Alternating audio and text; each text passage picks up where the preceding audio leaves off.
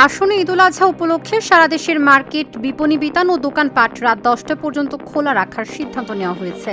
বৃহস্পতিবার বাংলাদেশ দোকান মালিক সমিতির এক সংবাদ বিজ্ঞপ্তিতে জানানো হয়, আগামী 12 মে থেকে শুরু হয়ে এই নিয়ম কার্যকর থাকবে ঈদের দিন পর্যন্ত। বর্তমান নিয়ম অনুযায়ী সন্ধ্যা 7টার পরিবর্তে এই বর্ধিত সময় কার্যকর হবে।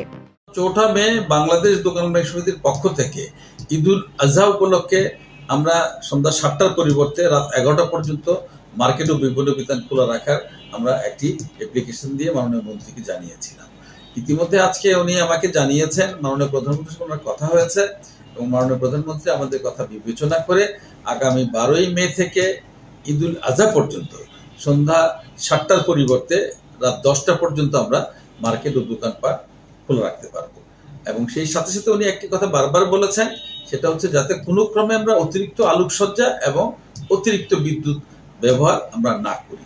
তো আমরা প্রত্যেকের কাছে আমাদের অনুরোধ, আপনারা সবাই আমরা যারা ব্যবসা পরিচালনা করব, কোনো কারণেই আমরা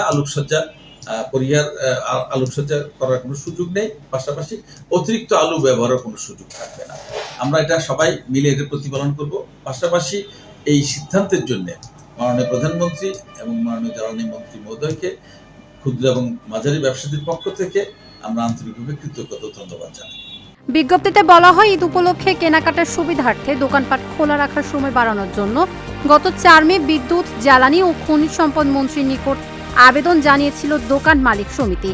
সেই আবেদনে রাত 11টা পর্যন্ত সময় বাড়ানোর অনুরোধ জানানো হয়েছিল। সেই আবেদন গ্রহণ করা হয়েছে। আগামী 12 মে থেকে ঈদের দিন পর্যন্ত দোকানপাট ও মার্কেট রাত 10টা পর্যন্ত খোলা রাখা হবে।